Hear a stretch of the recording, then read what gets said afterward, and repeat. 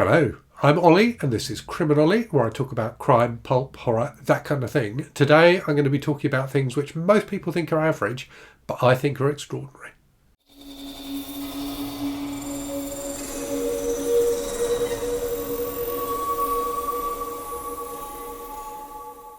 So this is the Extraordinarily Average tag, which was created by the wonderful David Wiley, and I was tagged in it by Gareth from the channel Book Songs and Other Magic.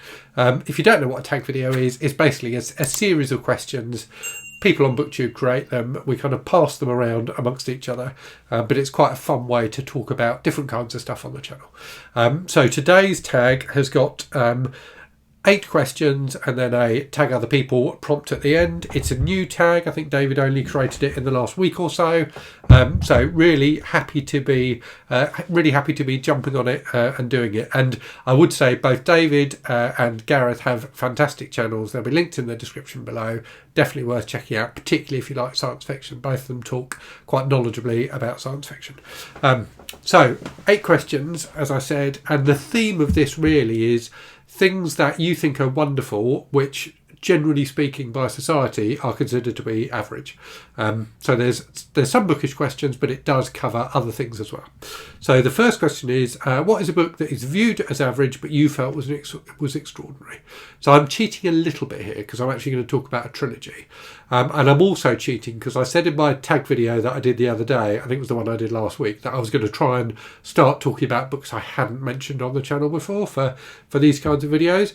But for the first 2 questions, which are the 2 bookish ones, the books I want to talk about I love so much that I can't get enough of talking about them. So anyway, a book, or in this case a small series of 3 books that I think is extraordinary but I think is viewed as average, is the Socrates Faultlow series by Walter Mosley. So Mosley is an African-American crime writer who's best known for his Easy Rawlins books. So the first of those, Devil in the Blue Dress, was filmed with Denzel Washington in the lead role of Easy Rawlins, and they are, that's what people think of when they think of Walter Mosley, and they're good books. I haven't read all of them, but I've read a few of them and I've really enjoyed all of them. So Rawlins is a detective in kind of 1940s America.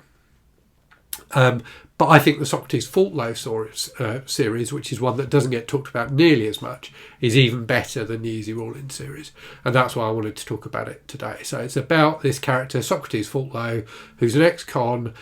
He's been in prison for a terrible crime, which he definitely committed. But he's done his time and he's out now in Los Angeles trying to make a life for himself, trying to go straight. So a really interesting examination of what it's like to be poor and black in modern America. I think they're fantastically moving books, but also they never kind of sugarcoat things. They are painfully honest, really interesting, and Faultlow is a wonderful character, so thoroughly recommended if you haven't read them already. Okay, second question then, and again I'm going to cheat on this one and talk about someone I do talk about on the channel fairly often. So the question is, who is an author who you feel is extraordinary but who's viewed as average? For this one I'm going to go with Evan Hunter / Ed McBain, so he wrote under both names. He's an author who I think in his heyday in kind of the 50s, 60s and 70s was really well respected and probably talked about quite a lot.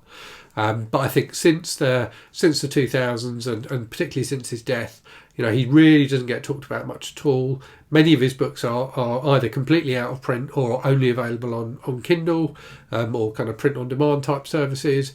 And I think he's one of the absolute greats of American crime fiction in the 20th century. And I think it's a real shame that he doesn't get talked about more.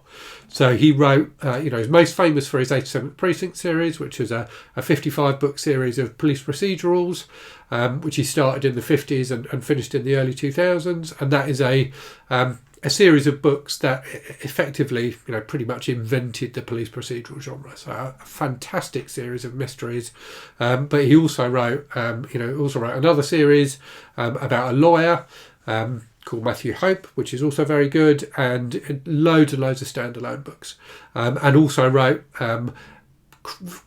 still some crime fiction, but tended to be less kind of genre specific kind of books as Evan Hunter. His most famous book as Evan Hunter is probably The Blackboard Jungle. Was also a screenwriter, so wrote the screenplay for Hitchcock's The Birds. And yeah, I think he's a fantastic author and merits far more attention than he gets nowadays. Okay, question 3 then. Moving away from books, who is a musician or band whose music is considered average but you feel is extraordinary? So I'm going to go here with an Icelandic singer called Emiliana Torrini, who I think is wonderful. I think she makes really interesting music, which is a nice blend of kind of indie type stuff and more poppy type stuff. And I think she's considered average because whenever anyone says name an Icelandic singer, the person that they name is Björk. I actually prefer Emiliana Torrini's music to Björk's. I like Björk, but I find Torrini's music more accessible, more fun, more listenable too. And yeah, I just don't think she gets talked about nearly enough. I think her most famous music is she did a song, I think, for either one of the Lord of the Rings films or one of the Hobbit films, which is the one that people are most likely to know. But I think her more poppy stuff is really enjoyable. Okay, question 4 then. What is a TV show or movie that is considered average but you feel is extraordinary? And again here, I'm going to go with a film which I think is kind of forgotten to an extent and tends to do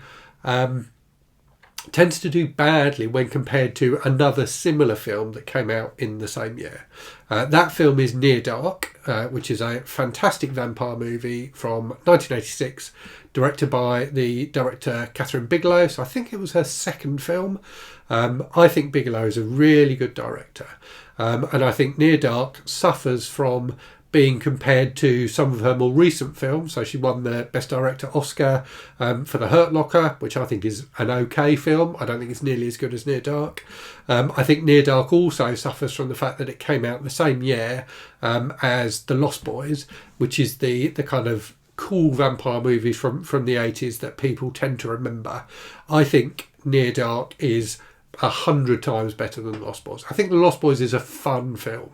I think, it's enjoyable. I like it. It's got Kiefer Sutherland in it. It's an enjoyable vampire movie. I think Near Dark is a fantastic vampire movie. I think it does really interesting things with the vampire genre. It blends kind of the vampire genre and the road movie and westerns in a really interesting way. It's got a fantastic visual style. The screenplay by Eric Red is also excellent. I think it's just a really good movie, and it's got some really good central performances in it as well, from actors who are kind of B-movie actors, but actors who, had enough talent, and I think in this movie, with the right script and the right direction, really shine. So people like Bill Paxton and Lance Henriksen, who are both in this, I think do a fantastic job. I'm questioning myself now. I'm wondering if it came out in 1986 or 1987. I'm sure someone will let me know in the comments, but I'm pretty sure it's the same year as The Lost Boys anyway. So yeah, if you haven't seen Near Dark, you should watch it. It's brilliant. Okay, next question then is a question about BookTube. So what is a BookTube channel whose subscriber count is average but you feel is extraordinary? So for this one, I'm going to go with the channel Netta Celine, which has, so I checked this morning and Netta had 424 subs, which I think is a pretty average amount of subs for someone who's on BookTube, who's been on BookTube for the kind of length of time she has, which I think is, kind of getting on for a year. It's about that amount of time.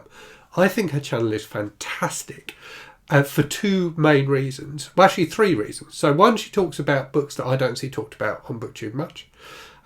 Secondly, she talks about them in an incredibly intelligent and engaging way. So she always has something really, really interesting to say about the book she talks about. But it feels like, she really does her research for her videos, which is something I'm definitely guilty of not doing.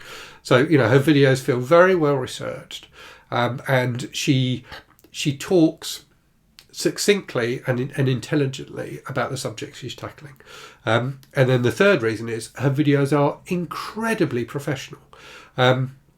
So both in terms of her, her style, the way she addresses the camera, but the editing she does as well and things like that. So you see quite a lot of videos on BookTube that have quite heavy editing, and it usually feels like that editing is there to to remove fluffs and things like that. And certainly when you see editing in my videos, that's why it's there. It's not there. I'm not good enough at editing to use editing to enhance what I'm trying to say. All I can use it for is to make what I'm trying to say a bit more coherent and remove some of the bollocks. Whereas Netta Celine's videos are they look like videos, it looks like something you would see on TV. It's that professionally done. And she uses editing to really enhance the points she's making and to, improve the overall effectiveness of her videos. So as I say, I think her channel is amazingly good. Okay, moving on then. What is a skill you are average at, but you'd like to become extraordinary? So again, I think my answer to this is probably not 100% accurate, or not 100% in the spirit of the question. So this is something I don't consider myself average at. I consider myself terrible at, and I'd like to get average at it. I don't feel like I need to be extraordinary at this thing, but I'd like to be average at it, and that is small talk. I'm appalling at making small talk. People who only know me through the channel find that surprising, because they watch me, talking to the camera for ages about all different sorts of things. But if you met me in real life, you would find that I'm the most boring person imaginable and are completely unable to hold a conversation. So yeah, I'd like to be at least average at small talk. I'd settle for being slightly below average rather than incredibly below average. Okay, question 7. So the last 2 questions I think are quite interesting questions, but I did struggle with them a bit, and I struggled a bit because I certainly with the next question, I ended up going down a bit of a rabbit hole and probably being a bit too analytical about it. So anyway, let me tell you what the question is, and then I'll tell you the rabbit hole I went down. So the question is: you find a time machine that will take you back in time for a day, but the day you select must be an average day. Where would you go, and what would you do to make the trip extraordinary? So the rabbit hole I went down was I started thinking about what is an average day. Does the question mean an average day in terms of like my experience of the world? Does it mean an average day in terms of human history, like recorded history? Or does it mean an average day in terms of recorded history? Does it mean an average day in terms of human history, so including human prehistory? Or does it mean an average day in terms of the lifespan of the universe? And I think the average for those different things would be very different, wouldn't it? So I'm going to assume it doesn't mean an average day in terms of the lifespan of the universe. But if you think about the lifespan of humanity, I think an average day in the lifespan of humanity is probably something on the edge of prehistory. And I think that would be a really interesting time to go back to. So I would quite like to go back to kind of caveman times and just see what it was like and witness humanity at its rawest. The kind of origins of humanity before society really developed, before we became polite to each other, shall we say.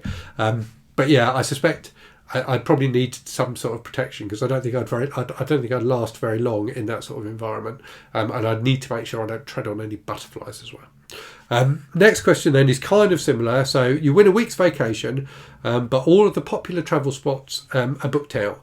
Where would you go, and what would you do to make the trip extraordinary? So for this one, I actually really like going to normal places, and by that I mean going to places that aren't like tourist places, but are just places where people live. So I spent some lovely weeks in the US before I went to university, where I just stayed with people I knew in like normal cities. So like I stayed in a town in West Virginia, I stayed in Minneapolis, I visited Austin in Texas for a bit. So kind of regular places. So I find that really interesting. So I think that's what I'd want to do for this. I'd want to go and maybe like stay in an Airbnb or somewhere like that, but somewhere just completely boring and normal, and just spend, just try and live like one of the citizens of that place, and see what it was like. I don't know if that would make it extraordinary, but it would make it extraordinary for me, because I think it would be really interesting. Okay, final question then is to tag some extraordinary channels. So I'm going to tag 3 channels that I've been really enjoying recently. So those are Troy Treadup, whose tag I did last week, Anne Novella, and Turning Pages with Sarah Ann. So I'd really like to see what all 3 of you do with these questions. Okay, time for a random book from the shelf. So in honour of Ed McBain, who I mentioned in that tag, today I have one of the books from the 87th Precinct series of mysteries that I talked about. So this is certainly an extraordinary entry in that series because rather than being a novel, it's a picture book. So this is a short story that McBain had written, which I think originally appeared in Playboy magazine, which talks about a Christmas Eve in the precinct house, basically. So it's a short, fun story that involves many of the major characters from the Excellent Precinct series, and just like some criminals they've got in the cells and things like that. But it's got fantastic illustrations as well, and it's a really charming addition to the series, which is a much-loved series for me.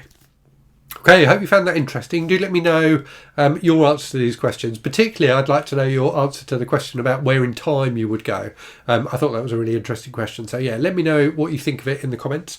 And as always, thank you very much for watching. Hope you're safe and well out there. Hope you're reading good stuff. And I'll speak to you again very soon. Cheerio.